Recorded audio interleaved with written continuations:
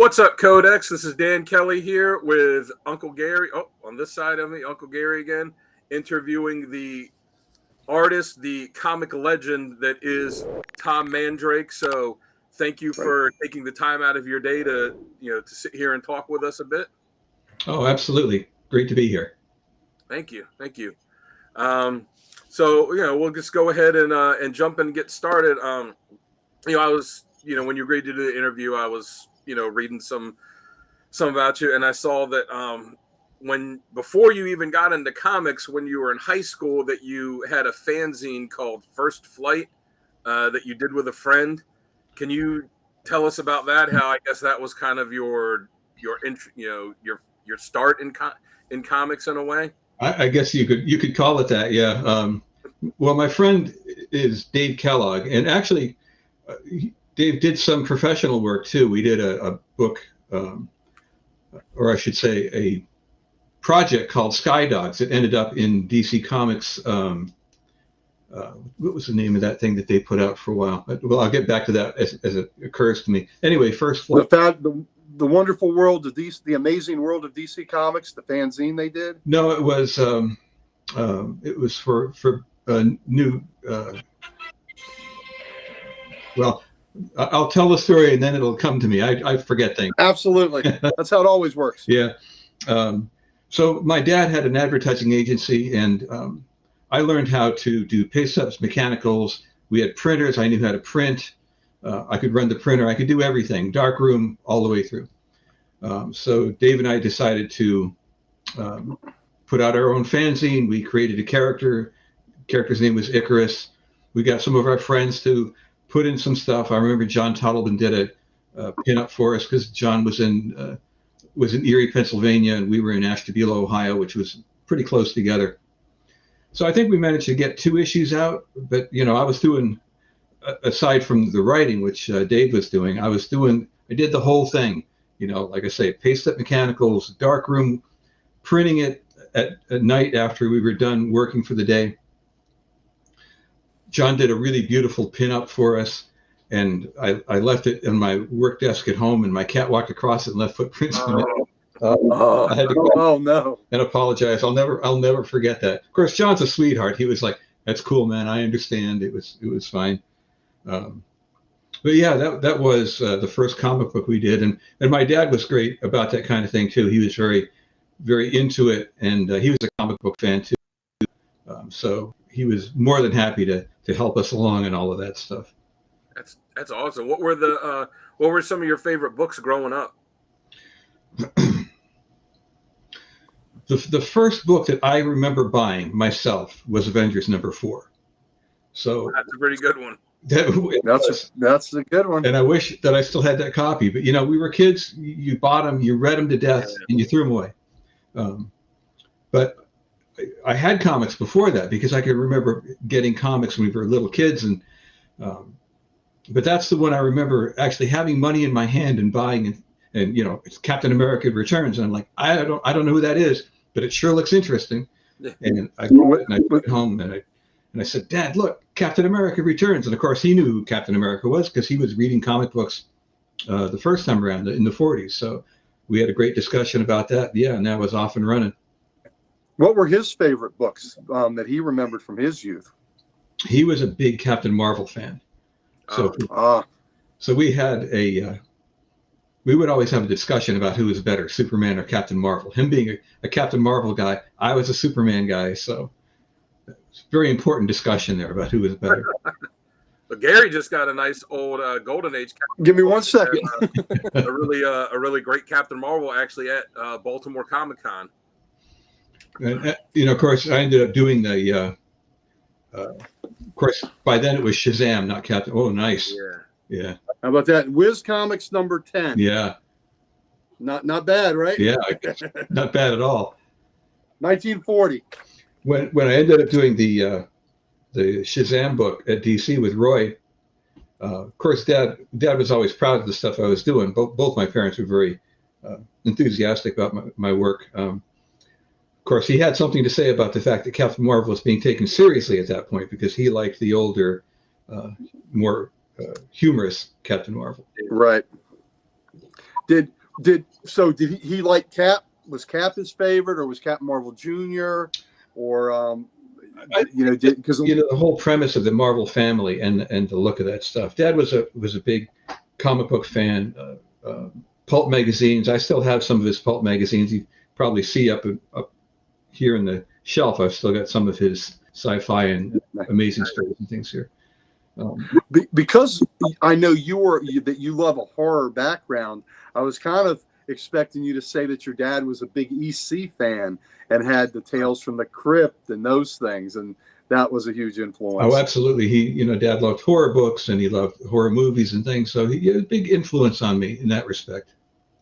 All of that stuff were things that, if I got interested in a writer, our house was always full of books, and it'd be like, well, if you like that, then you might want to look at this. Yeah, that's awesome. It's great to have a parent that will, that will encourage and support you when you're doing something like that. When you're saying, hey, I'm gonna go to art school, I'm gonna go work in comics, that you have a parents that aren't trying to talk you out of it. So oh yeah, absolutely. That's fantastic. That must have been a great feeling for you doing artwork on your dad's favorite character and have that book coming out. That had to have been pretty special as a father-son moment there. Sure, absolutely. Yeah, and you put a little something extra into those pages. Well, I always try to do that regardless, Yeah. But every book that I was on, from when I got the Batman book, he understood that anything that was an older character, he understood, and so it was always something we could talk about. So when you were, before you got into comics, when you went to art school, I saw that you went to 2 years of the Cleveland's Cooper School for Art, and then another 2 years at the Kubert School. For anyone out there that doesn't know, a lot of the instructors at the Kubert School are actual comic professionals themselves. Did you have anyone like that was like an artist that you looked up to their work, that was an instructor for you there?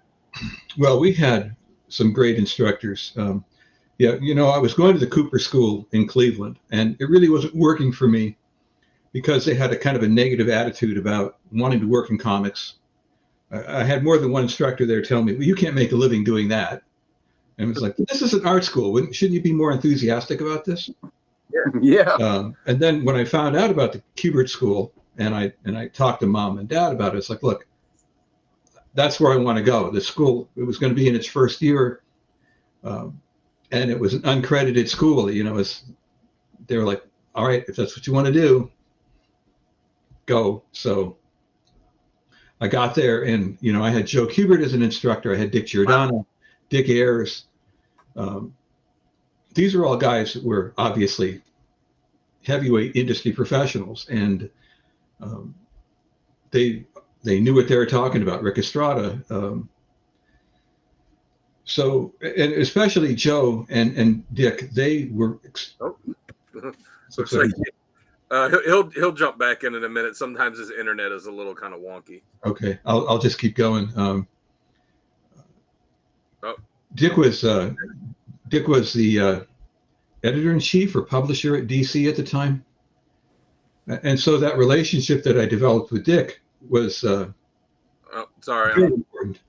I don't know what I'm doing now. I'm just You're good. You're good.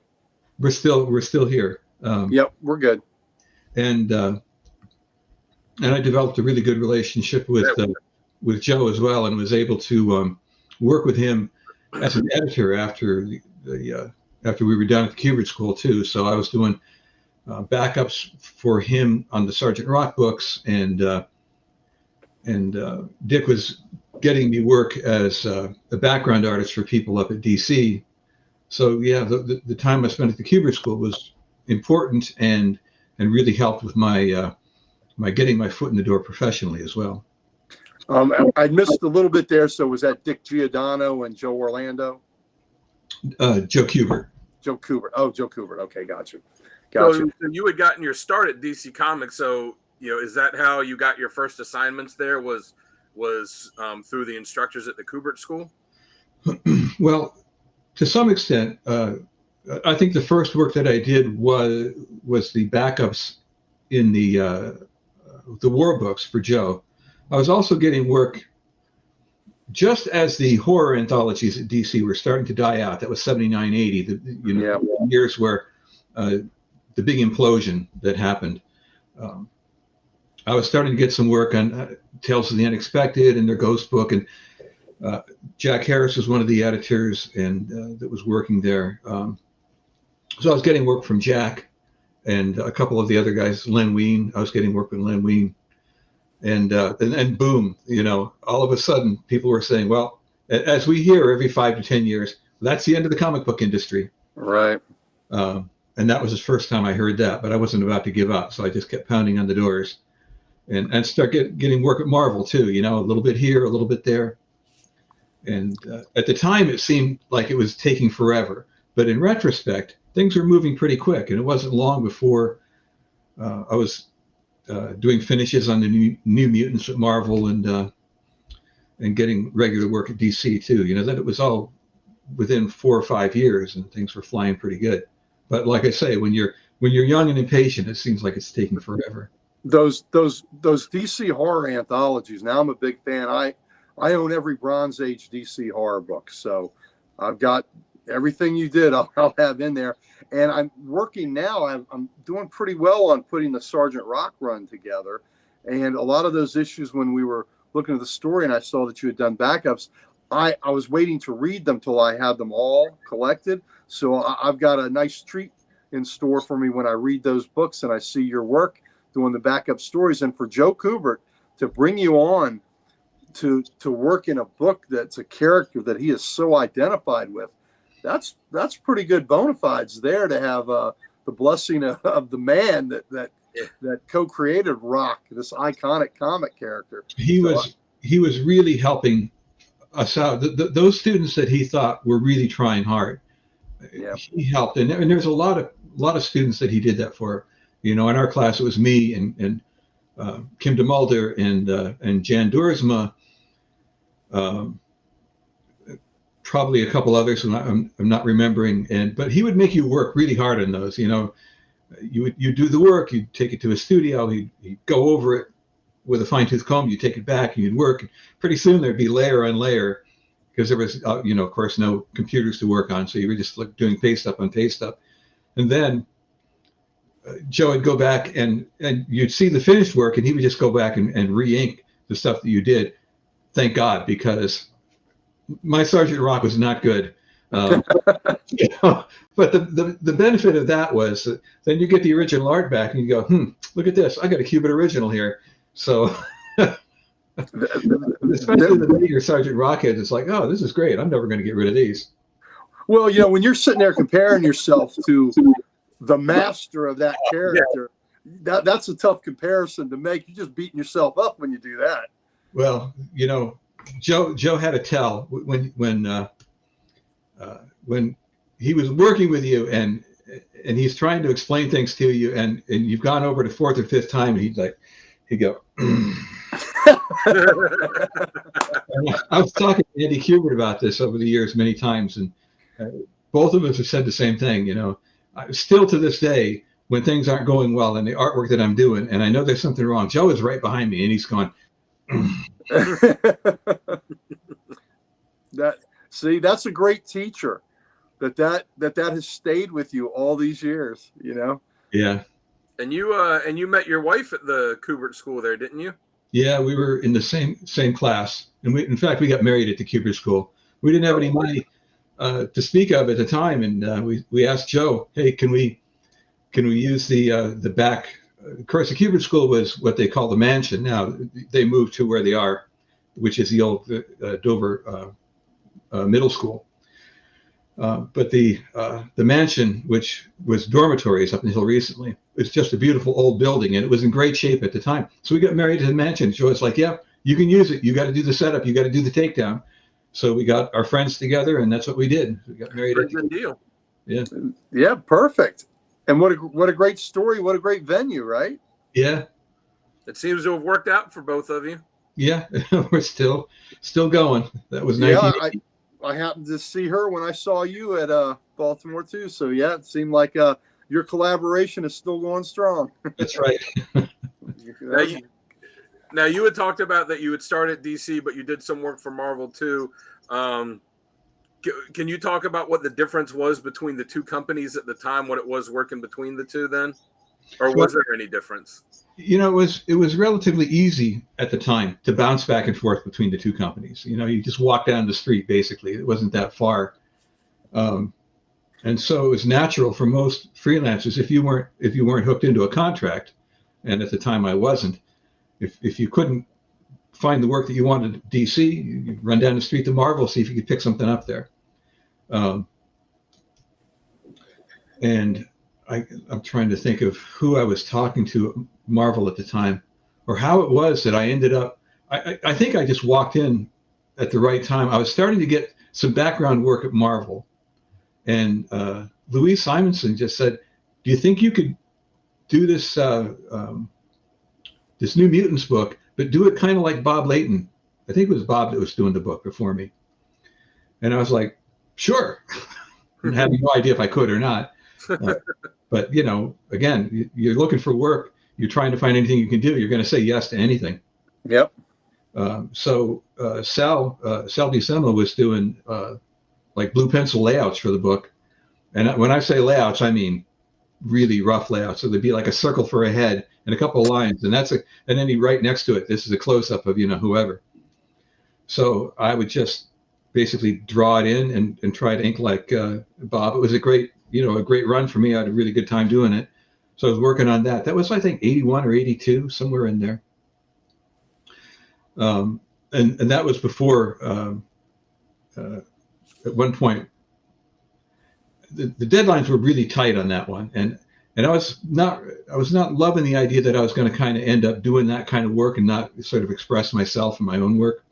I wanted to pencil and ink my own stuff, always have, And about the time I was like, I feel like I want to get off this book, I went into the office one day and said I wanted to move on. And they said, that's okay, because we're going to have to let you go on this anyway. So about the time I was ready to quit, I was fired.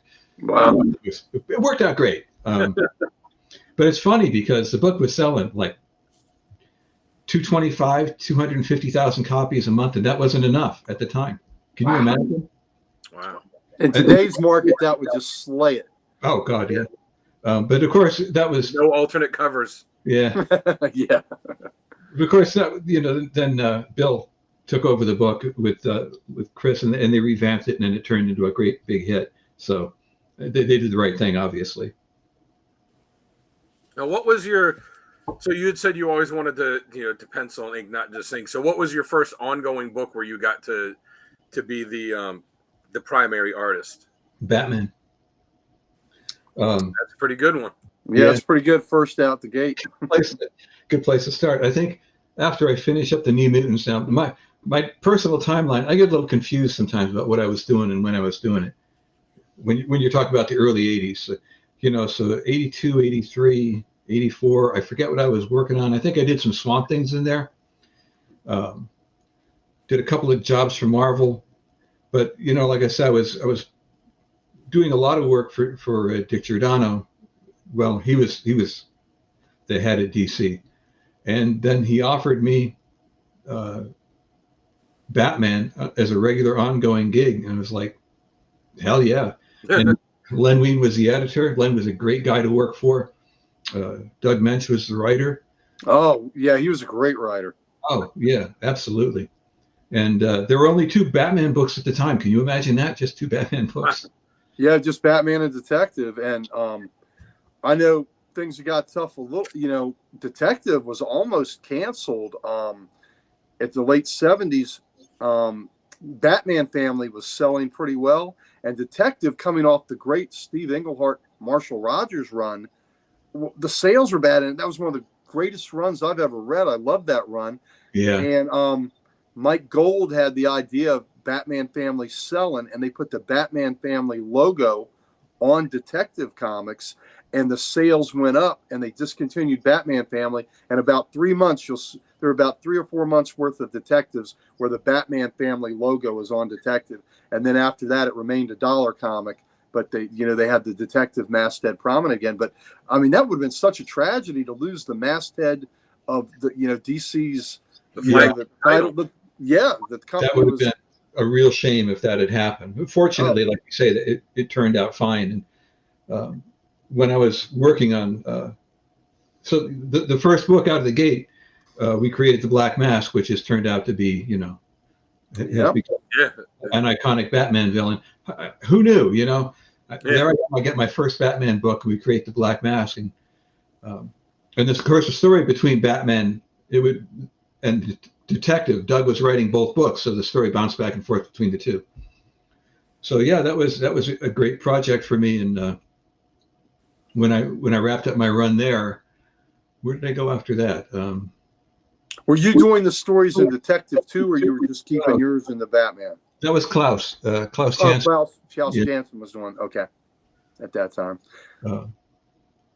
Very, very good. Now, so it sounds like there was no intimidation on your part at all when they offered you Batman. You were like, hell yeah. You weren't like, oh hell. It sounded like you were ready, raring to go. That's what, that was what I wanted when I was coming out of school.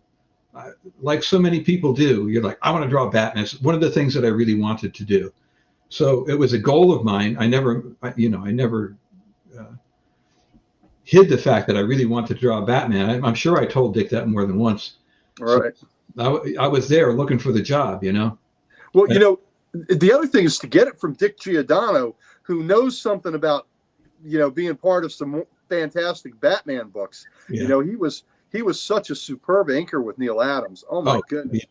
Dick was great inkers, and the stuff that I learned from him was invaluable. And he taught so many people. He took so many people under his wing.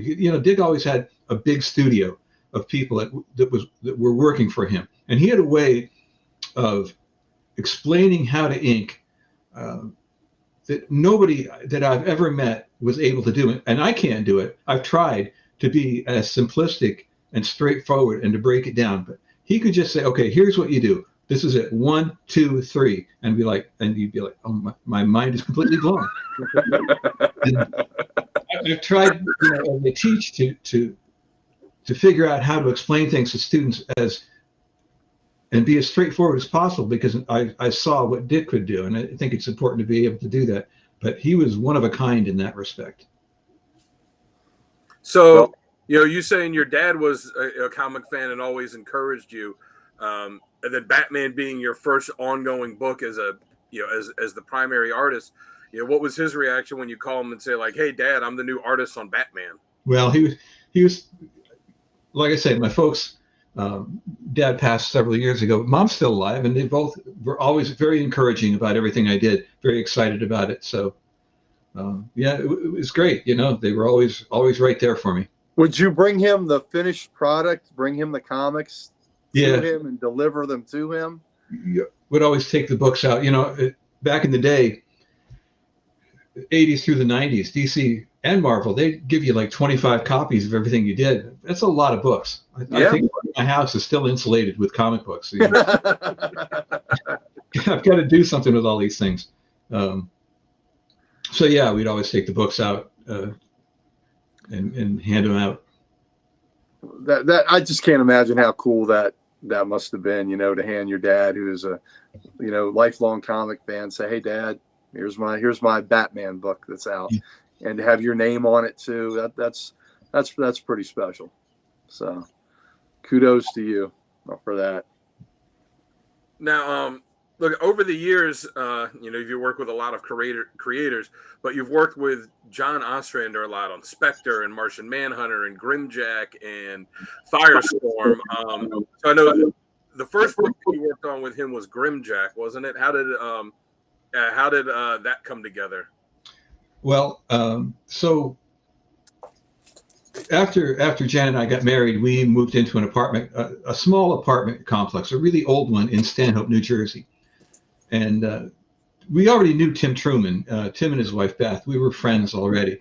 And then Tim and Beth were our downstairs neighbors in this old apartment complex. And I mean, great friends. Tim was running up and down the fire escape, just like very tight. And I loved Tim's work on Grimjack. So we got to know John through our relationship with Tim and Beth. So after I got done with Batman and whatever else I was doing in that period of time, I think, again, I might have done a few Swamp Things, a little bit of work here and there for Marvel. And I don't think, I hadn't started the Captain Marvel Shazam thing yet. He's still Captain Marvel to me. Same to me. I still refer to him as Captain Marvel. Yeah. So when Tim decided that he was done with Grimjack, he and John decided that they thought I would be good for that. So John got in touch with editorial and said, "Hey, let's ask Tom." And it sounded like fun. So I said, "Sure, I'll do Grimjack for a while." And I ended up staying on it for quite a while because they gave me the opportunity. I don't know if you remember the storyline on Grimjack or not. I sort of started off doing Tim Grimjack, the look that Tim had for him. And then at a certain point, we sort of reinvent him, which you can do with a character like Grimjack, and got my look for Grimjack going. And then I hung on to that for a while. In fact, I think, if I remember right, I think I was doing Grimjack and the Shazam series at the same time. I don't know how I did that. I don't do that anymore. I was putting in a lot of hours, but yeah, I bounced back and forth between the two. Yeah, there we go. I've got a signed copy by John Ostrander and Tom Mandrake of one of the trades. I have all the original issues. I bought them off the shelf. So the first, and I loved your Grimjack. I also am a huge fan. This is signed by you too. I'm a huge fan of Tim Truman, like you are. And so I loved Grimjack from the first time I read it, and I thought he and Ostrander had something wonderful. And when Tim left the book, I was sad because I loved his art so much. And I thought before you took over, was Tom Sutton doing the art for a while? So I can't remember if Tom did it before me or after me, honestly. I don't know. Okay. I guess my recollection was maybe Tom did it a little bit before you, because this is just what's in my head from years ago. And I remember I just wasn't, Tom Sutton's a fine artist, but I just didn't think it fit Grimjack as well. And then I seem to remember when you came on, I was like, oh, now this is John Gaunt. You're probably right about the timing. I honestly can't remember, So yeah, Tom probably was on it before me. Yeah, well, maybe so. But the thing that stands out with me is just, I really loved your version. I mean, I thought it was so well in the spirit of what Tim did, but where Tim was kind of gritty with it, you had such atmosphere with it. It just flowed so well, and it was, it just, the mist, the shadows. There was just such atmosphere with how you drew him, and a nobility in how you drew him. I just thought you were fantastic. And when you took over the book again, I was so thrilled. And your version of Grimjack and your collaboration with Ostrander, y'all's work. I mean, we'll get into more of that later. But y'all have, is it safe to assume that is the writer you were most comfortable collaborating with is John Ostrander? Well, I would say that because we've worked together for so long in so many projects, that we certainly developed a rapport that I don't think I've had with anybody else. And the way that we worked together became such a flow. And that only happens, I think, if you work with somebody a lot. So yes, while I've worked with other people, and the relationships have been great, they're just nowhere near the volume of work, and therefore that chemistry just hasn't had time to develop the same way. And I imagine you had a shorthand with him where y'all had a, you didn't need a whole long drawn out conversation. Y'all, could a lot of times, the conversations were the best part, where you get together and discuss what you want to do and build it up. And then a lot of times what's on the paper is the shorthand, because after you've talked out an entire, you spend a whole afternoon talking out what you want to do for an issue or an arc. And then what's the plot that John and I used to like to work plot style. The plot may be just, a page or two, because we already know what we're going to accomplish. So then I don't really need a lot of information on the page, and I can do the storytelling, and then John comes back and writes the dialogue. Grimjack is one of the characters that, God, if I had the power to resurrect and, have so many people find him and discover him, I would love that. It's such a dynamic looking character, such a cool backstory. I love the scar, the weaponry, the sword, and he's got a sidearm because of the interdimensional world where one block is magic, the other is science based. I just thought it was such a cool concept, and I know at one time the Russo brothers were big fans of this and that they were working on a project, and it's and then I think COVID hit and things got derailed, and I was like, oh man, Grimjack would be such a great thing to see on the screen somewhere, whether it's TV or movie. So hopefully one day he'll still be resurrected because you're part of the legacy of creating such a really cool indie character. My favorite indie character, as a matter of fact.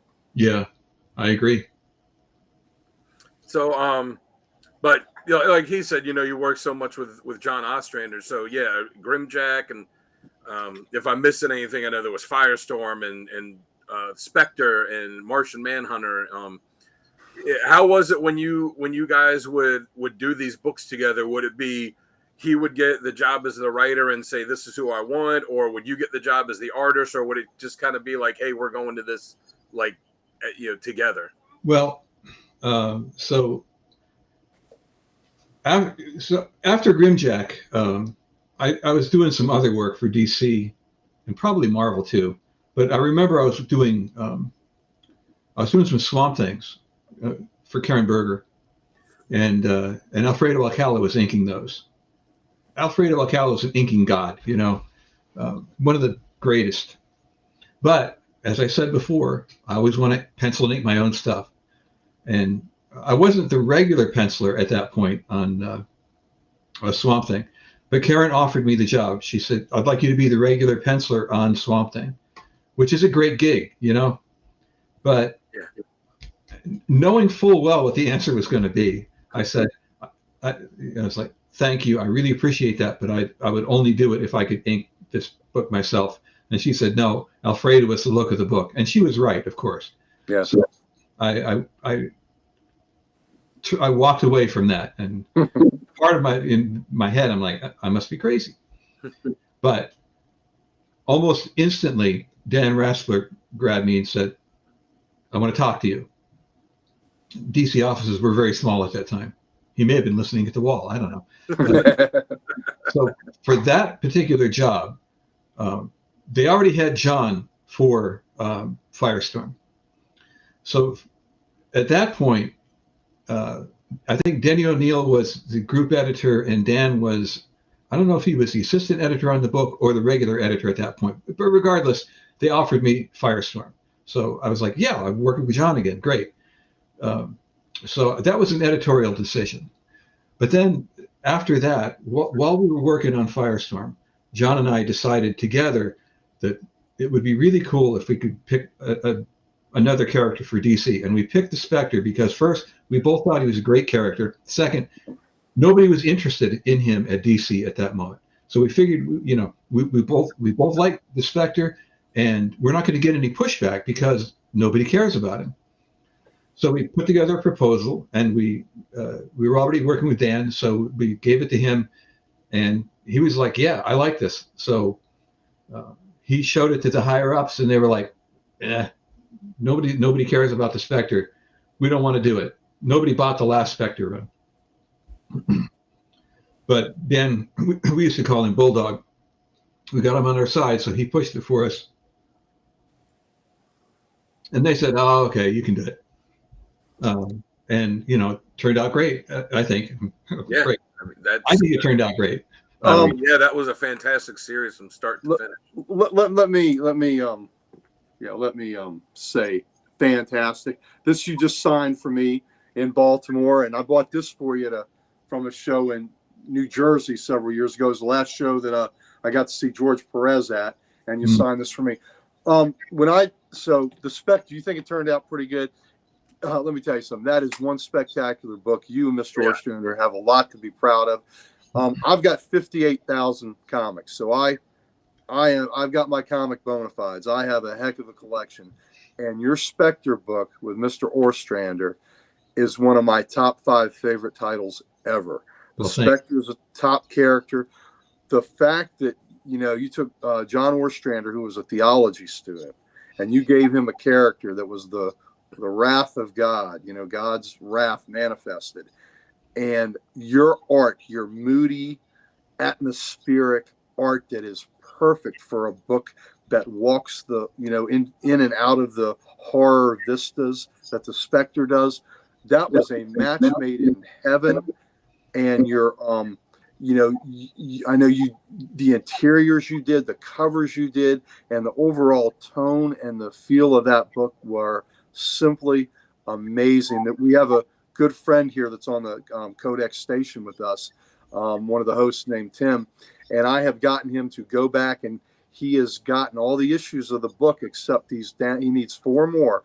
And when he completes it, I'm going to reread it again for the 10th time. He's going to read it, and we're going to do a review of it and talk about the book, because it's part of my project to try to bring these great stories, these timeless tales back into the public view. And if we can get a few more eyes on it, it's a shame, because the only thing that we have of that's been collected is, again, I got your signature on the first trade and the second trade.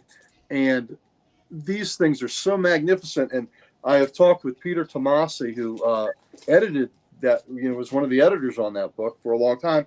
And he says he was always banging the drum with DC to collect this in an omnibus, that this is one of the greatest works that DC has put out. And it's not being collected. It's a tragedy, the art, the stories. So maybe one day, I know a few years ago, they did the big hardback Wrath of the Spectre that took the great Michael Fleischer, Jim Aparo works, along with other earlier Spectre stories. But I think it's a tragedy that your magnificent work there isn't collected. And I am always banging the drum about you and Mr. Ostrander putting together one of the greatest comic volumes ever. It ran 62 issues, had the 0 issue, had the annual, and I won't give anything away, but the final issue was such a perfect resolution to that series that it was touching and it was poignant, and that may be the favorite final issue of any book I've ever read. So I just want to tell you, I'm a huge fan, so there's no I am completely biased in everything I'm telling you, but I'm a huge fan, and that work to me is, like I said, of all the books I have, that is one of the top 5 series for me of all the great comic books I have amassed and collected. So that book did more than pretty good. I mean, that is something that I hope that you are immensely proud of. I am, absolutely. And that was a rare opportunity for us. John and I really talked that out before we launched it. We knew where it was going to end. We didn't know how long it was going to last, but we had a beginning, middle, and end concept. So that doesn't happen very often when you get an ongoing series and you know how it's going to resolve, so you don't end up either, just ending like a big nothing. You Right. End up with a nothing burger, or you have to come up with an ending on the fly. And so many series end up that way. We've all been there, where you think you're flying along and all of a sudden they go, well, you're off the book, or, well, the book's going to end now. And you're like, oh, shit, now we've got nothing.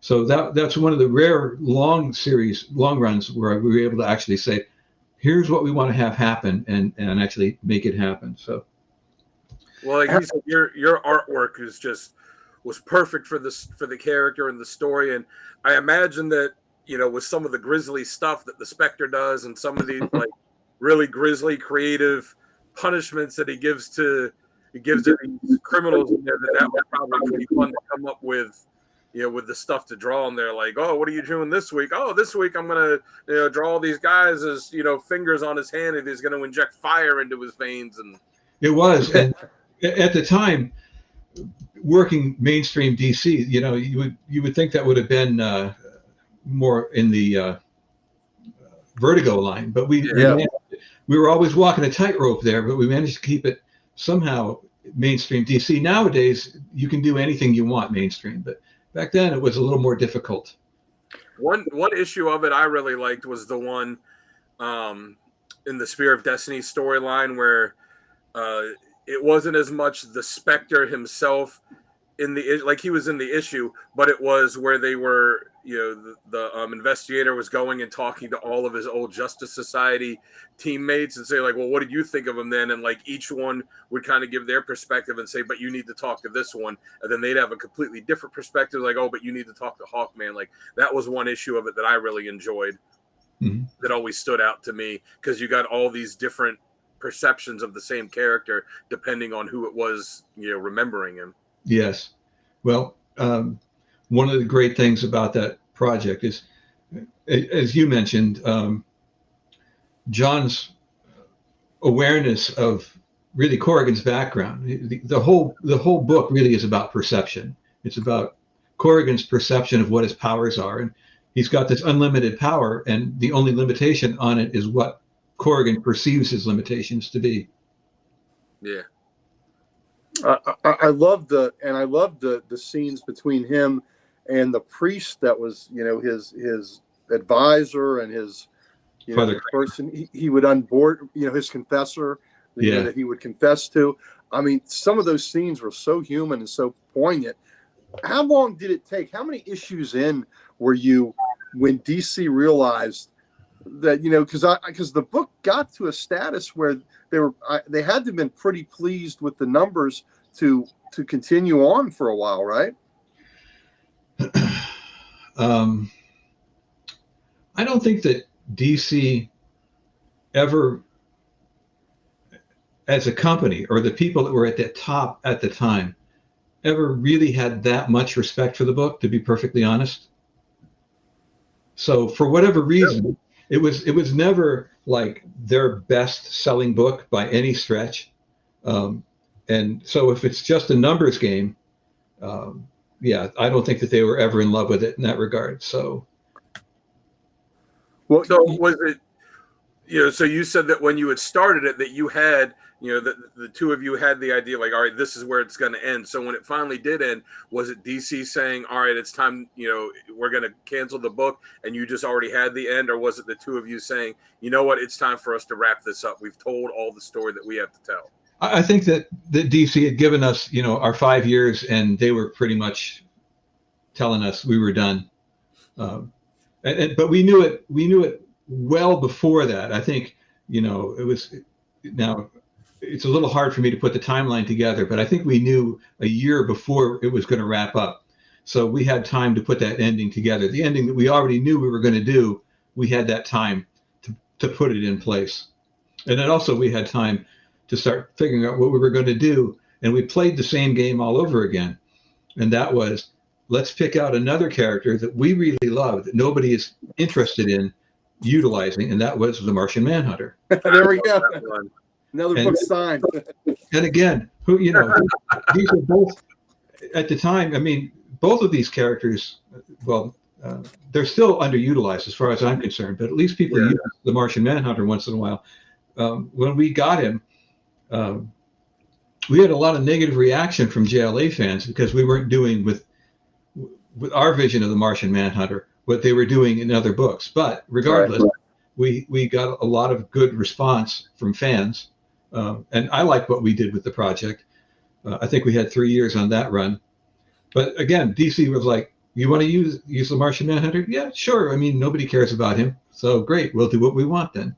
I love the Martian Manhunter. I like a lot of those old classic DC characters. We do a show here on Codex called Comic Character of the Week, where each week we do shows specifically about a different character. We did one on Spectre. We did one on Martian Manhunter too. And one thing I said in that I always tell people, like, Martian Manhunter is, he's one of the most powerful characters in all of DC Comics. And yet, he's so underutilized. And for a long time, he was the one consistent member of the Justice League through all of the different iterations. Right. And yeah, it's just, he's never, for whatever reason, hasn't been able to like sustain that long going, like 100+ issue, solo book or anything like that, which is a shame because he's such a great character and there's so much you can do with him too. Well, the best he was ever written was and drawn. It was what Tom, what you did with John Ostrander. That was a magnificent series. Of course, I have all the originals of that. And, you made him a three-dimensional character so much in that. You brought out, so much with the, so much of the guilt of, being the last of his race, and then his conflict with Malefak and all, with his brother. Just, it was magnificent, and it was Shakespearean is what it was. There was such fertile ground in there that hadn't been explored yet. All these concepts were there, just not just for the taking, but they had never really been explored at all. So that was, we looked at it, it's like Martian Manhunter, John Jones. What is this thing with fire? Why can't, let's figure it out. And for me, it was this opportunity to explore all these Martian vistas and things. Great fun. I really loved working on that project. And when we did the character of the week on, and two, one of the things we do on that is we pick, our top 3 storylines, but we pick our top 3 covers. And one of them that I had to pick, which, as serious and great as the book was, you didn't draw it. It was Doug Mankey that drew it, but the one with the Oreo cookies. I drew that one. Oh, did you draw that one? Yeah. Okay. Because that one was that one I just always laughed. I always liked the whole thing with him and the Oreo cookies. This just mega super powerful character, and like his one weakness are like little chocolate sandwich cookies. Yeah. I've still got that one. I kept it because I really like that one. Oh, that's such fantastic. But I have several copies of that because I like to have my originals nicely placed and bagged and boarded. But I like to have display copies that I can keep out. Yeah. That I can show people. Great run on that. And there's a run that people don't talk about that you did, where you did a book with John Ostrander, Tim Truman, and Michael Baer and Tom Mandrake, the Kents. I loved this.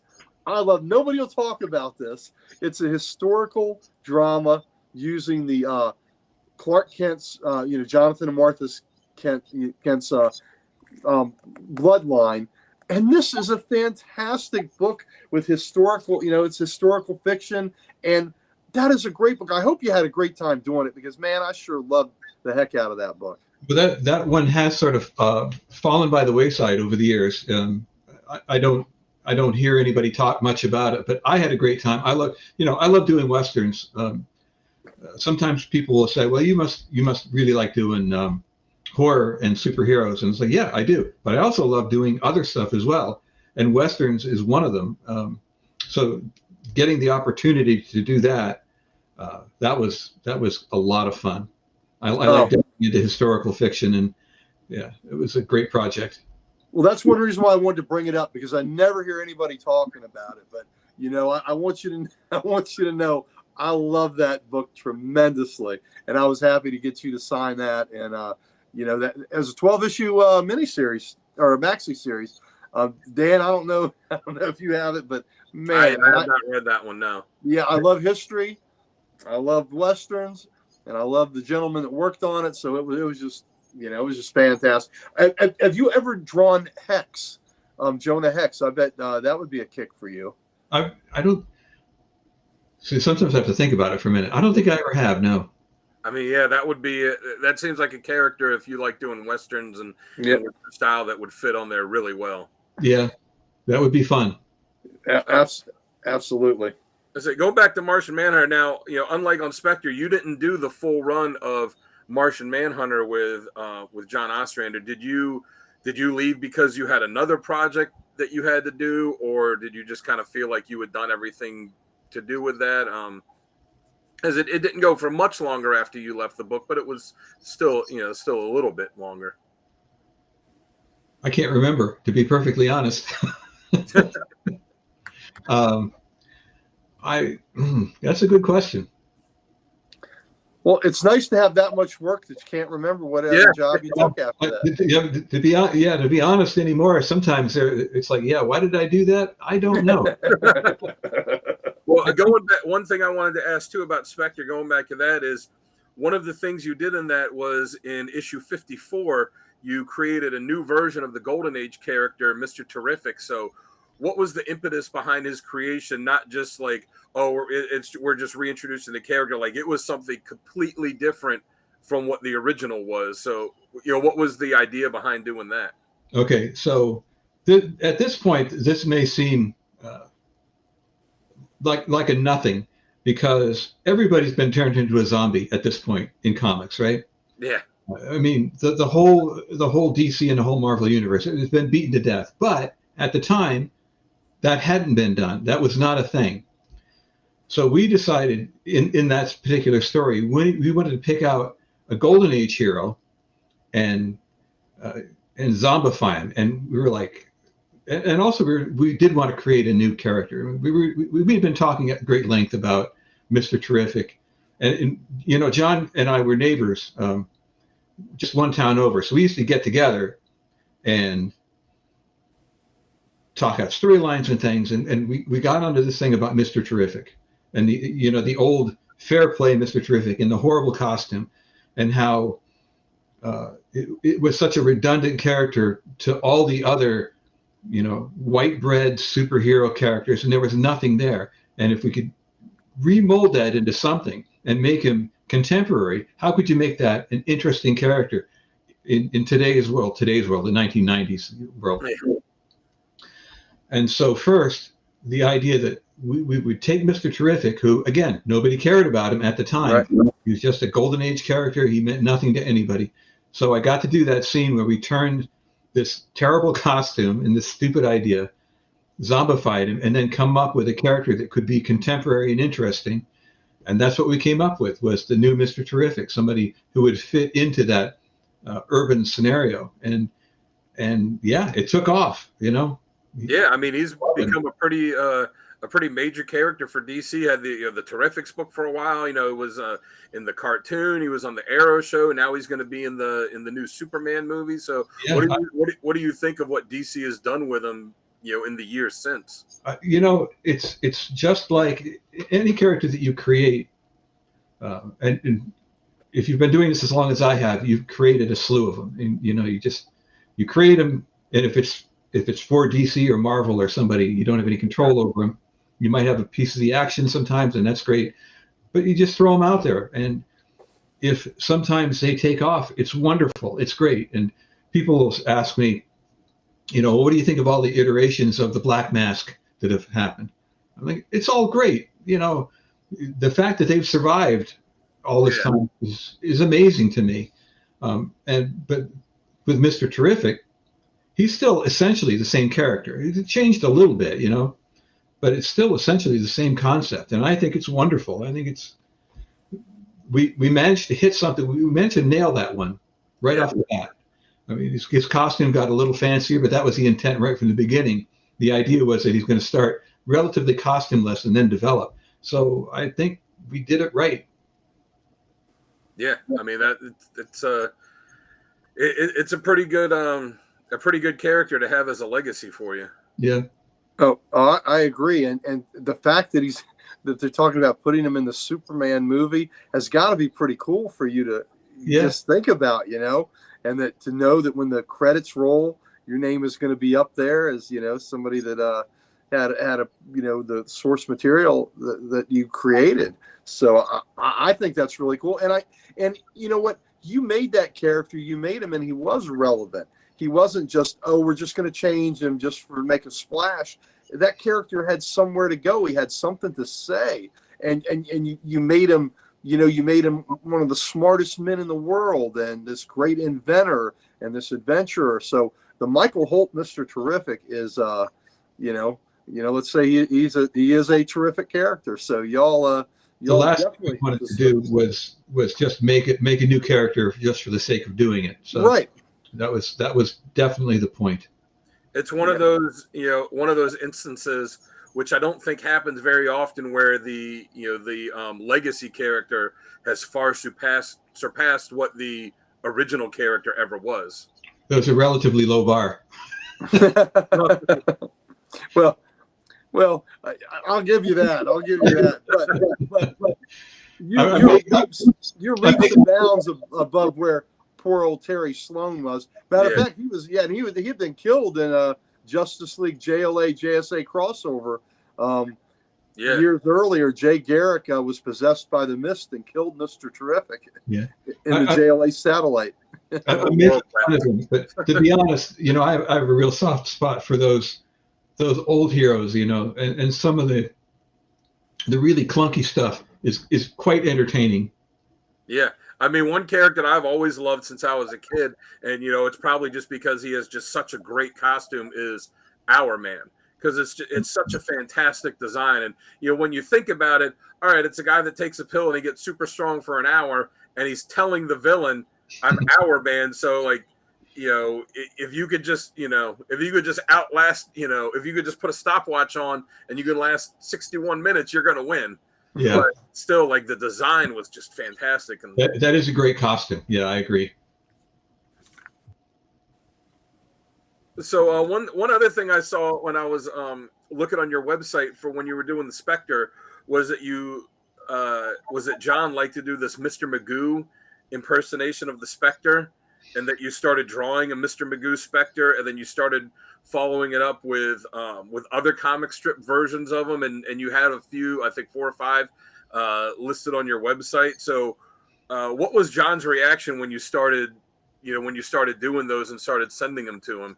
Well, yeah, the whole reason for doing that was sometimes I needed to push John a little bit to get to motivate him to get the script done. I should say the plot done. I could get so that I could get going. So that was back in the day of fax machines. So if John's fax machine started running and one of those drawings would pop out of it, that meant that was just code for John. I really need that plot. Traditionally, when a book is late, I think we always blame the artist. So this is a legitimate case where the artist had to goose the writer to come on, put the stuff out. It's funny because it's as often as not, it's let's say 50-50.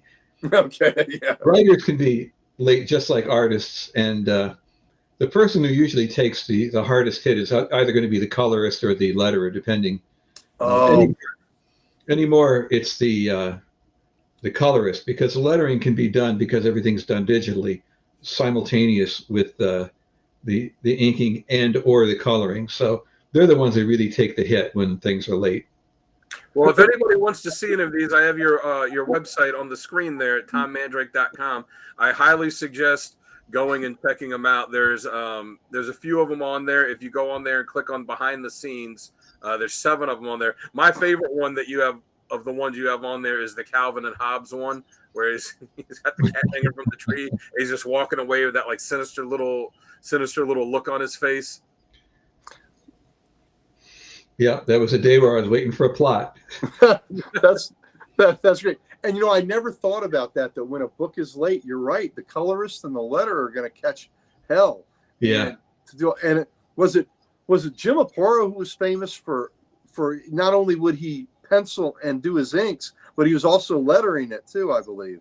Yeah, and Jim, not only did he do that, but he would do a page a day. So he would, if I remember right, pencil, ink, and letter a page a day. Just that organized. Yeah, I bang the drum for him a lot too. He's an artist that I don't believe people are remembering well enough. He was a fantastic artist. His Batman was, such I always talk about Aparo, the hands, the hands he would draw. You didn't want to get hit with those hands. And the chins, his Jim Corrigan, his Batman, they had these iron, these granite chins that could take some punishment. But I always appreciated guys like Aparo and Nick Cardy, guys that were so good. And I hate that that so many of the modern the modern folks in the industry don't look at the history and remember how great these guys were. Oh, Aparo, he was always one of my favorites. A big fan of his, and Nick Cardy too. But Aparo's stuff on Batman and The Phantom Stranger, and Oh yes, and even some of the work he did for Charlton. If I remember right, he did some of Phantom. the Phantom stuff. Yeah. So anything he did, I was in for. And Nick Well, his Gardner, Aquaman was pretty badass. You know, the first really badass version of Aquaman was Aparo's, and Aparo was the first one that had his hair all waving underwater with the currents and everything. yeah, So, everything he did, I was up for. So yeah, he's a big influence for me. Who are some of the other influences on you, on your art style? Well, I think in a general sense, anybody's stuff that you look at is an influence on you.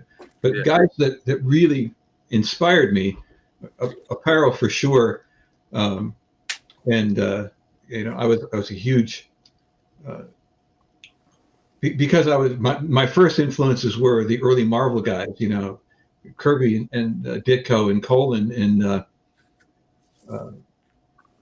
then I discovered the DC books and then I discovered Neil Adams and Dick Giordano and Aparo and all at the same time. Then all the Warren books started coming out. And then I discovered these guys who were illustrators as much as they were cartoonists. And you got Jack Davis and excuse me, Wally Wood, and all of this stuff comes together. I could name 1,000 artists and they all come together. You may not see these guys necessarily in my work. A lot of times people say, you remind me, your stuff is reminiscent of Gene Colan. Yeah, absolutely.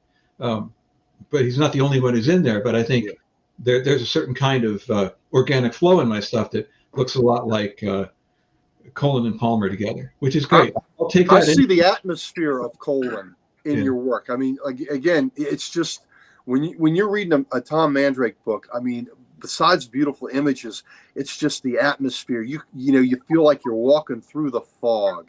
You feel like the shadows are being cast upon you. And I definitely got that vibe from Colan's work too. So I definitely feel that in your work too. But like you said, you have your own spin on everything. You are unique, upon yourself. And you've had a hand in some fantastic books, and I know I'm going to mention one more, and then I'm going to let Dan get to the rest.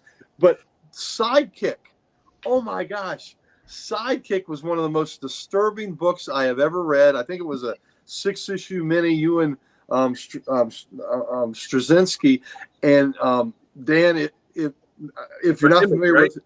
Yeah. Okay. Well, if for anybody out there that's watching not familiar with it, I'm just going to give away the basic, the beginning premise that you get in the first issue is this sidekick to a hero. He worships him. He idolizes him, and that hero is killed. He's killed by an assassin, and the sidekick's life goes to hell after that, and it just doesn't turn out the right way. And then after years of being bitter about things, you find out that maybe that hero might not be dead. So maybe not. And that is such a sick twist on the standard superhero version. I know you had to have had a lot of glee writing that book with that premise, or doing the art on that book with that premise. Yeah. So that it was a 12-issue run. 12 issue. And yeah, that sounds right. It was a really fun series to do because you get to see sort of the mental breakdown of the main character, which was I really enjoyed that. And boy, talk about a great script. Yes. He writes a great script. He does. When I got the call to do that, he was like, if you want to change anything, feel free. And there was nothing to change, basically. I make my own tweaks and do my own thing. But in terms of pacing and storytelling, it's like, man, this is right there. So it was great to work on that. And we were going to do another 12 issues, but then, he's always got like 1,000 things going on. And it's like, oh, we're not going to do it now. I was very disappointed not to get to do the next 12 issues, but there you go. Well, do you think it's something you'll ever revisit? If the call comes up and they want to do the next 12, I would do the next 12 in a heartbeat, because I feel like, as good as those 12 issues are, and I really like them, yeah, there's more to be told there that I would love to be in on. What company? I can't remember offhand. What company published that? So that was Straczynski's imprint but it came out through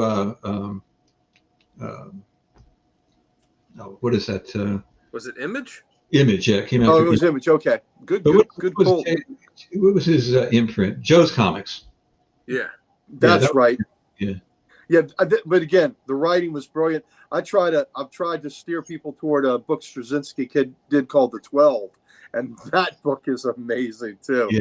So, but yeah, Sidekick was just fantastic, and I just loved, I loved the twist on what's been the traditional superhero sidekick tale for how many 50, 60 years, and y'all turned it up on its ear. And just what it was, just darkly comic. It was a darkly comic tragedy. Yeah, that was a lot of fun. Great story.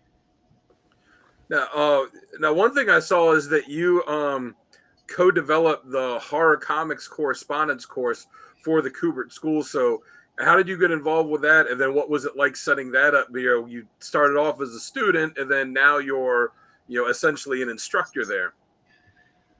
So yeah, I at that point, if I remember right, that was in the 90s, early 90s maybe, when they decided to put those out. And I think that was Andy who got me into that. Joe was looking for somebody to do the horror course with him. I think Andy did one with him, and Adam did one. I forget which ones they worked on. But Andy said, "Hey, why don't you have Tom do the horror one with you?" And Joe was like, "Okay."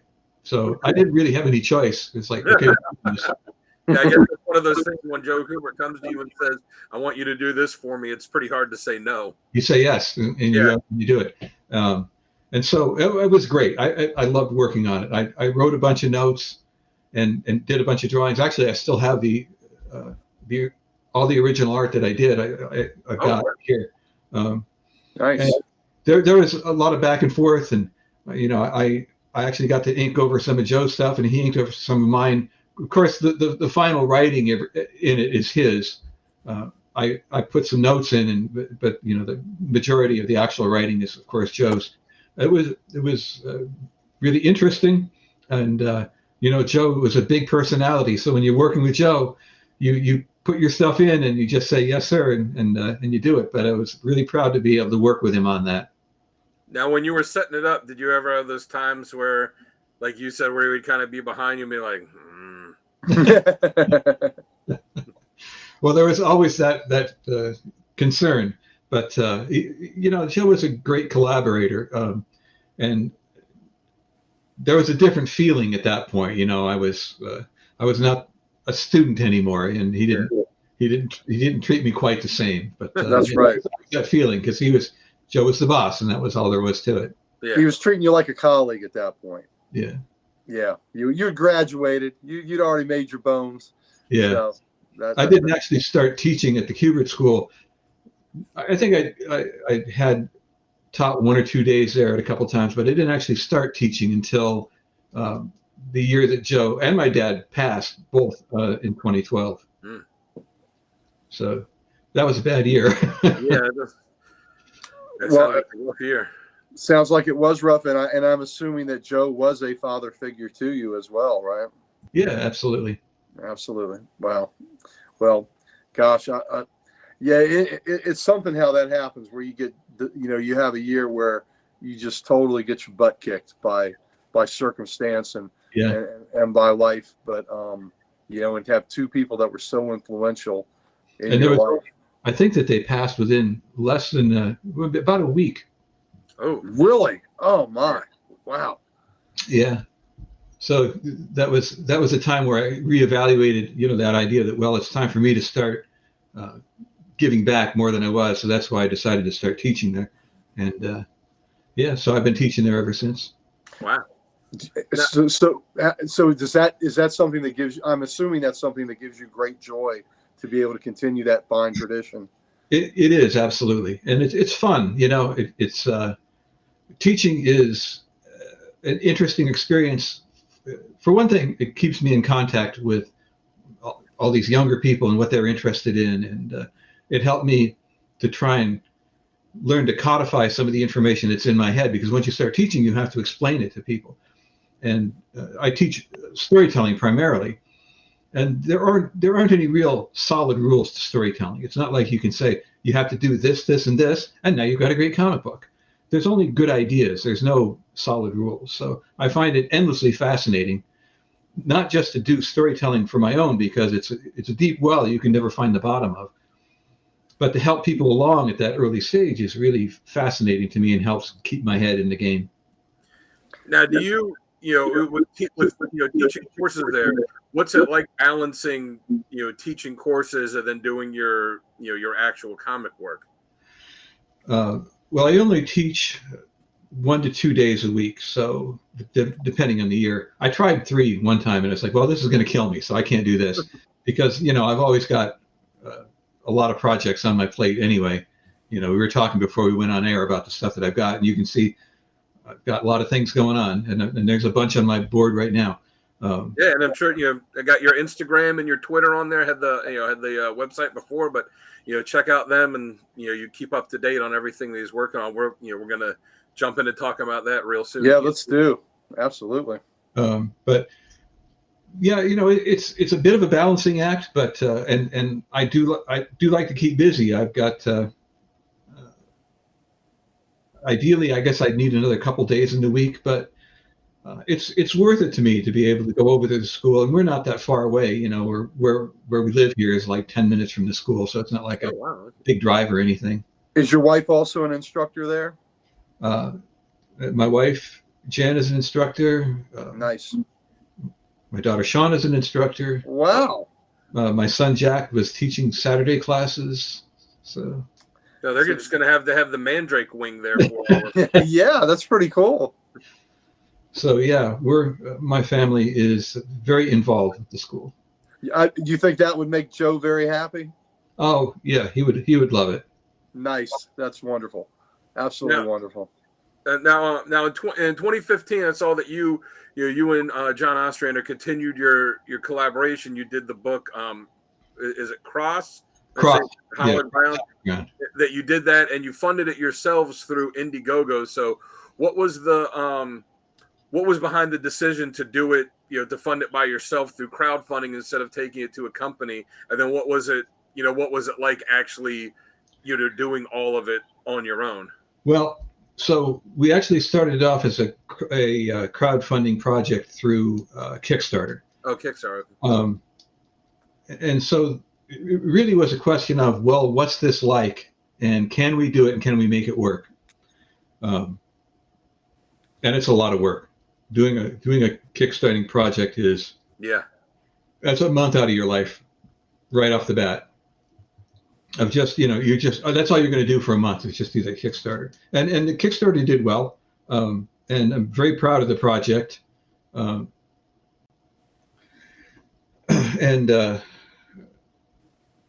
Jen was a huge part of that, working on the Kickstarter, and she did one too. She did her Hexer Dusk project with John as well, and of course that one was easier because you do one. And we were completely overwhelmed. We had no idea what we were getting into, and made all the mistakes that you can make. And so the Cross one was like our heads were reeling and we were falling over backwards and making all these mistakes. And then the Hexer Dusk one that Jan and John did, that one was easier. But yeah, I don't like doing them. So there's no more crowdfunding in your future. I wouldn't say that. What I would say was that I would do them very differently, and try and find. Well, first, I would never do it by myself like that again. For instance, the project that's on my board right now, Wisdom, that was crowdfunded, but I didn't do it by myself. So Wisdom #1 was part of a big project that JM was doing. So. Wisdom, Jim Dematius has put out 4 books, and I was part of that Kickstarter, and I was happy to be part of it. But I don't want to be the guy who's going to draw the project and run the Kickstarter and pack all the books in his basement and all that stuff, because I just don't want to be a one-man band for a project like that again. It's too much work. Yeah. Tom, you're the talent. You shouldn't have to be doing all that. You're the talent. Yeah, that's right. And so now, once we did it on did the Kickstarter, we moved it over to Indiegogo, and we're still selling a few trickling out there. I've got a few that got to package up right now. And yeah, right now I just put the link for it down below, so anyone that wants to check it out, you can go there, and it's it's a site that's all dedicated to it, and it's got a link for the Indiegogo on demand. But of course now copies of it. It's easier. I mean, this wasn't that long ago. It's only a few years, but yeah, since we did the Kickstarter, it's easier to find companies that will just do all of that work for you. So you give them a percentage, and you don't have to do all of that stuff. They'll package it, they'll send it out. But when we did Cross, things were a little bit rougher, and it wasn't as easy to find a company that would do that kind of thing. So I'm not saying that I'll never do a Kickstarter again. I probably will. But we also wanted to be able to have a project that was, completely creator-owned, that we had retained all the rights for. So I'm sure it's nice that you be able to do, what you want without having anybody from a company coming and saying, "Well, how about this?" or "Change this or that." It's like, no, we can do exactly what we want, how we want it.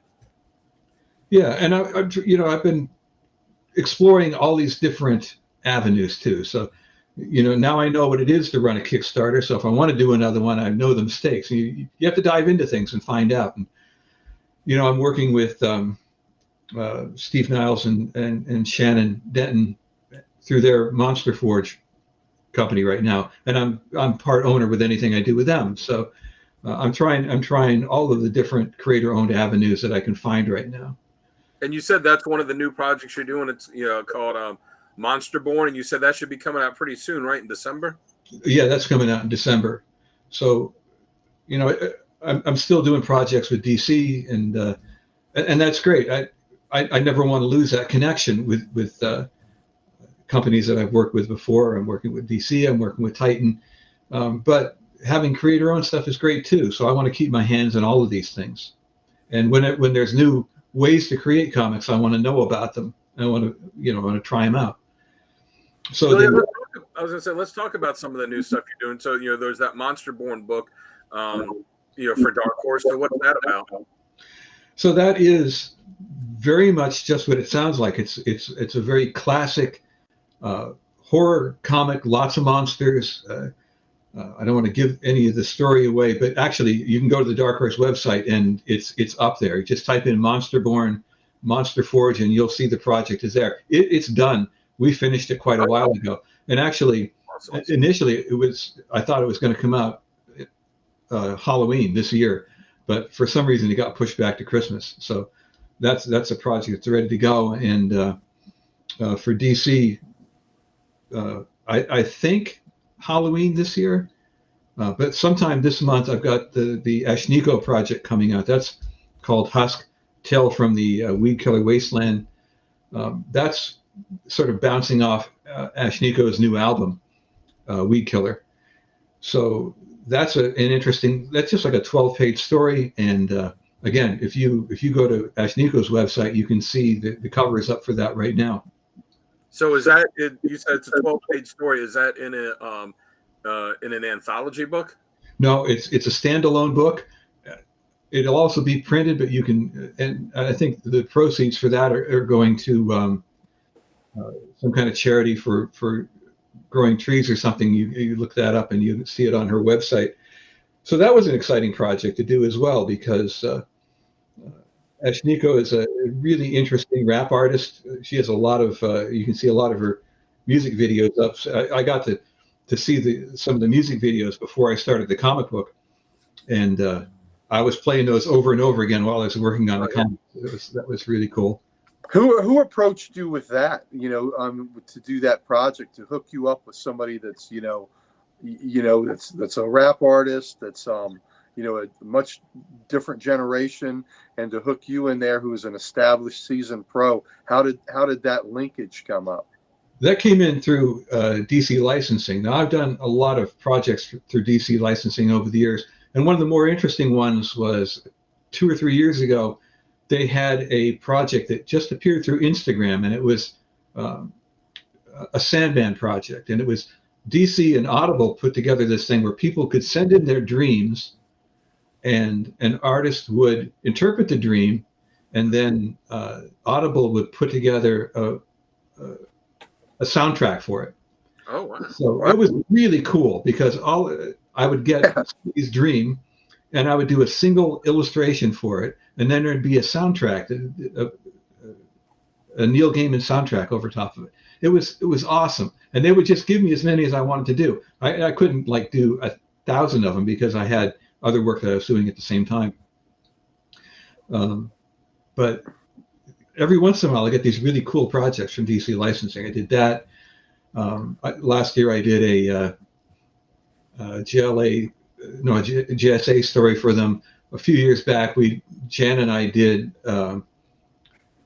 this Neon Joe project for them, which was like a werewolf story. We did a couple things. So I have a good relationship with DC licensing, and they seem to like what I'm doing for them. So yeah, that's where that came from. That's fascinating. The Dream Project. That is really unique. When you did the book for Ash Nico, did you get to to talk with her about it? Did she was she know anything about comics, or was this something that someone else had set up for her? I never spoke directly to Ash. I got lots of notes, lots of back and forth because I did a lot of sketches for this, and she was very involved, and would send sketches back about what she liked, what she didn't like. So there was lots of back and forth, but Ash was on tour at the same time, so there was a lot going on.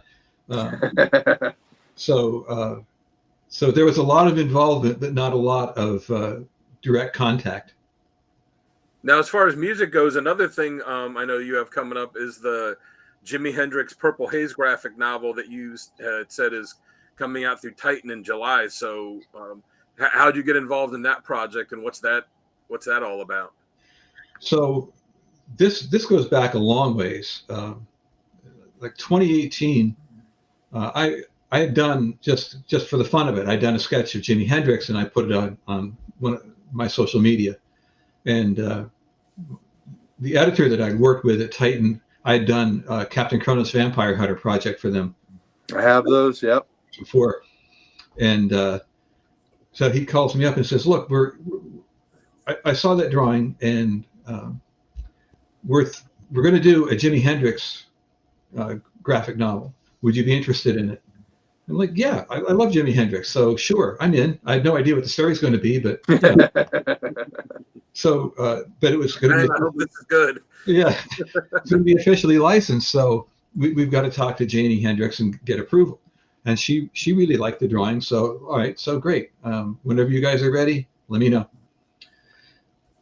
I don't hear anything back, so there's back and forth between me and David. It's like every couple of months, it's like, is the project still on? Yeah, it's still on, but we're looking for a writer, and it goes on and on. And I think by middle of 2019, he thought, "Oh, we got a writer finally." "Oh, great, okay." And 2020, the writer quit. Okay. 2021, it's like, "Well, do you want to write it?" "Okay, I'll take a swing at it." 2022, they didn't really go for your pitch. But then in 2022, they got some writers on it. DJ Ben Hameen and Mello Brown. They wrote a really great script. Janie liked it, and we were off. So it took that long. Wow. To get this going, and then once it got going, it's great. It's not what you're going to expect because it's Jimi Hendrix sci-fi adventure. I don't know. I don't know how familiar you are with Jimi Hendrix's background, but he was big into sci-fi, and a lot of his songs incorporate UFOs and science fiction into stories. So it's true to Jimi Hendrix in that regard. So, but It's I not. had no, It's not a biography by any stretch. I had no idea about his sci-fi fascination. That's pretty cool. Yeah, he was really into it. So, are there any other notable, historical figures that we would that would be showing up in it that we would recognize? No, this is a crazy curveball that I really had a great time drawing. I tried to incorporate different kinds of drawing elements in it. I got a great colorist on it, Justin Prokovich, who's done some work with me before on other projects, and actually Justin colored the Ashniko project for me too. But I really threw him some curveballs on the artwork too. So Did y'all depict guitars on fire? Did you set any on fire? I try not to light things on fire in this room. There's a lot of paper in this room. Oh, a story of my life, man. My kids weren't allowed to have candles. None of that. So it sounds like, yeah, you've got a lot of stuff, that's in the pipeline coming up. Do you have any projects set up, further down the line of stuff that you're going to be working on after the Hendrix book? I've got Wisdom #2 on the board right now. That's what I've got going right now, and a bunch of random covers that I'm working on. Talking to Shannon about some projects that are haven't quite gelled yet. Plus, I've got a graphic novel of my own that I want to pitch to people that I'm halfway through drawing. So, as usual, I've got a bunch of stuff out there that I can't really quite talk about yet. But other than Wisdom, so we've got the second issue of that I'm penciling. Well, good luck on that graphic novel. I mean, it's to do a project where you're doing everything on it. I know that's got to be a that's one of the things where you have no writers, no other artists, just you. That's got to be a passion project for yourself. It is, absolutely. And I had actually at the beginning of this summer said to myself, well, I'm going to sit down and finish this. And I got 20 pages of artwork done, and then Shannon said, how about let's finish Monster Boy? And I'm like, all right, I'll finish that. And so it's always, start and stop your own thing to get these other things done. Life happens, right? Yeah, gotta keep the lights on. I'm always busy. I've run into you on the convention circuit, quite a few times. Do you like going to conventions, or is it a kind of a necessary thing that you do to stay in touch, or do you enjoy going and interacting and kind of taking a little, even though it's a working vacation, when you go, you're certainly working, but do you enjoy that break and getting out and meeting people that have, just like me, gush over your work? Well, I like being there. I don't like to travel very much. I'm not a big fan of like the work involved in getting there and getting set up. And then once I'm there, I'm like, okay, this is good. One of the reasons I love doing Garden State, as an example, is the Garden State Comic-Con, the one in the Menon Arena, is like 15 minutes from my house. So I can just get up in the morning and drive there. No hotels, nothing. I get it. Yeah, I can come home and go to bed. And the Baltimore Con, that was a really great convention. I mean, that was the one thing that I really liked about that was, as big as that convention is, that's a comic book convention. Yes, it is. I've been going to Baltimore for quite a few years now. I go every year.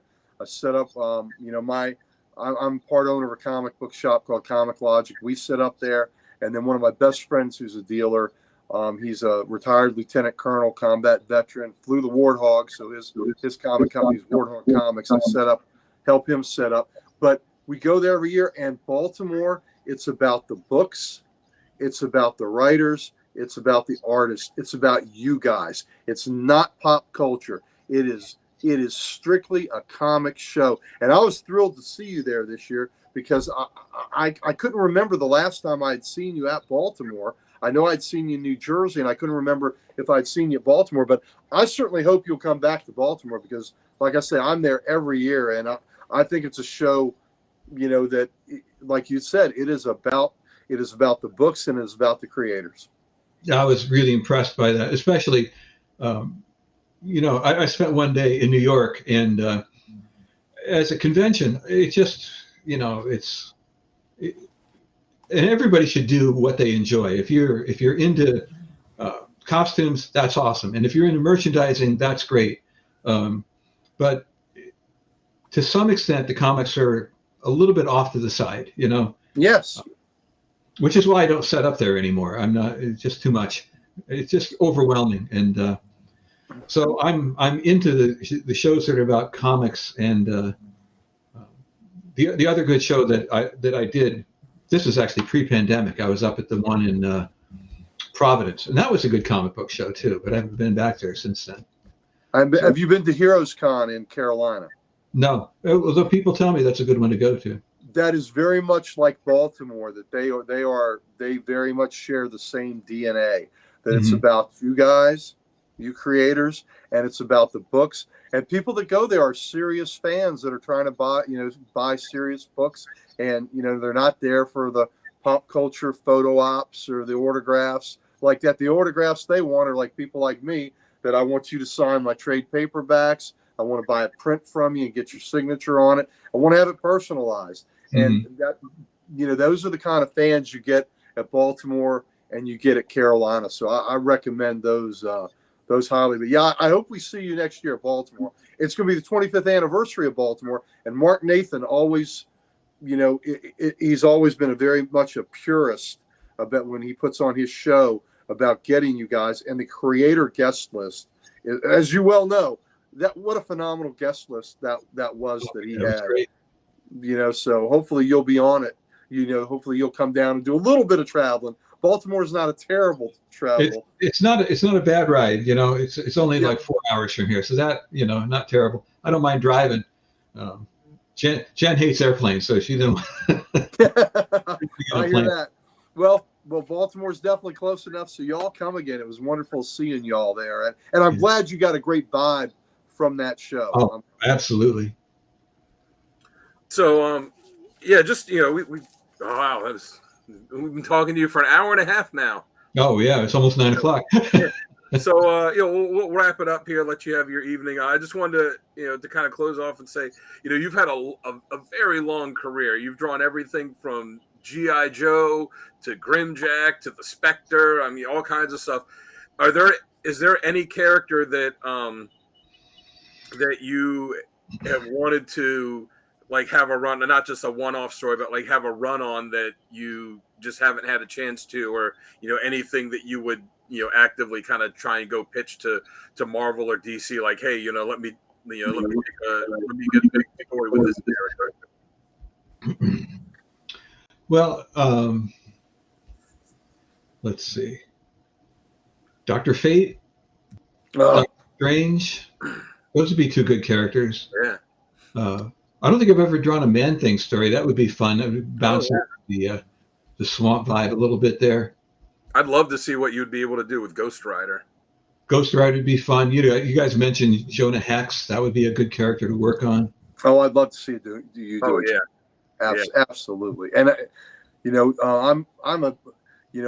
love Marvel, but I'm more of an old school DC guy. So to see you do a Dr. Fate book, that would be right up your alley, man. Yeah. I got to play with him on, as a side character in several books. I think he showed up in The Spectre, and when we was doing Superman and Batman versus Vampires and Werewolves, we used him in those stories. That was a fun comic. Sometimes comics should just be fun. Yeah. Superman and Batman versus Vampires and Werewolves, that was fun. And I think sometimes we lose sight of that. Mark Waid is great for that. He can write comics that are fun. And that book that you did where with Superman, Batman, Werewolves, and Vampires was just a fun piece of escapism. See, they were like, well, we don't know if people are going to want to see our heroes against monsters. And then what do after that? All of a sudden, the whole DC universe exploded. Yes. Just this week they came out with the book where it's the Justice League versus Godzilla. Yeah. And King Kong. Yeah. We were way out front of that curve. Yes, absolutely you were. So, That's all. So yeah, you know, as we talked about, you've got a ton of stuff coming up. You know, I've got your Instagram and your Twitter down there that people could check out if they want to, you know, if they want to keep up with what it is you're working on, and you know, they could certainly check out your website here at tommandrake.com. And like I said, I'd say go to it for nothing else, just to see the little Mr. Magoo and Calvin and Hobbes and all the little Spectre, you know, comic strip guys that you did, because those were really funny. If they ever do a Spectre omnibus, that's something that you need to make sure gets included in that. Put those in the sketch section, huh? Yeah, and as you told us earlier, you know, you have a Patreon here too. Do you want to tell people what some of the stuff is that they can get on there? Well, I always put stuff on the Patreon that you don't see anywhere else. So if you're on the Patreon, you're going to see I post stuff there that I don't post on social media. You know, I post somewhat infrequently on social media, but on the Patreon, you're going to see stuff from upcoming projects you won't see anywhere else, for sure. Well, that makes it worth it right there. Yeah. Yeah. So make sure to check out his Patreon. And then, you know, also at the CODEX station, we are also on Patreon. So you could check that out too. And you'll go on there for the guys like to say for the price of a cheap cup of coffee. I like to say for the price of a cheap comic book, or a little bit less cheap comic book. You know, you can go on and you know, and support our station here, and you know, get to meet the creators and, you know, all of us guys that do this stuff. And yeah, maybe you could talk to this guy and get him to show you some of his 58,000 books. I've been to his house. We did a video on it. What you see in the background there is literally just a drop in the bucket of what he's got. That's just a little bit. That's just a little bit. Tip of the iceberg. So, Mr. Mandrake, before we go, I just want to tell you, you know, I'll let Dan wrap it up because he's a professional. I'm just the guy that's going to gush about how much I've enjoyed talking to you when I see you at the cons. And I'm going to tell people, if you have the opportunity, please go talk to this gentleman and tell him how much his work has meant to you over the years. I remember first really opening my eyes and going, wow, I love this guy with the Grimjack work. You know, that's what really got my attention, was how much I loved it. And then since then, I've been, you know, followed you quite ardently. And again, that Spectre run that you did, that is one of the greatest comic book runs, in my opinion, that's ever been done. And I am going to continue to, you know, harp about it until DC finally collects that in the volume that it deserves. But it has been a pleasure talking to you, sir. It's a pleasure talking to you live and in person. Thank you for appearing on our channel and being so gracious with your time and with your stories, and, you know, just getting us into your world and your career. And it has been an absolute honor. So I want to thank you, Mr. Mandrake. Thank you, Tom. Well, I appreciate you guys having me on. It's been a lot of fun talking. Yeah, thank you. So thank you again. Like I said at the beginning, thank you for taking some time out of your day to talk with us. We really appreciate it. And we'd love to have you come back and talk again when you got some more of these projects that you talked about, and some, you know, when you got some of them coming up, that you'll be able to come back and kind of plug them as well. See, when some of these things solidify, I'll let you know, and then I'll come back. We'll talk about them. We would love that. We would love that, sir. Okay. All right. Well, thank you. And everyone, you, know, make sure you, like I said, make sure that you check him out on his socials and on his website at tommandrake.com. Make sure you check us out online on all the socials at the CODEX station, and at thecodexstation.com. We'll have the website back up and running again soon. So I've been Dan Kelly. My partner right here has been Uncle Gary, and we have been speaking to the comic legend himself, Tom Mandrake. So just want to say from us to you, until next time, I'll catch you by the spinner rack. See ya.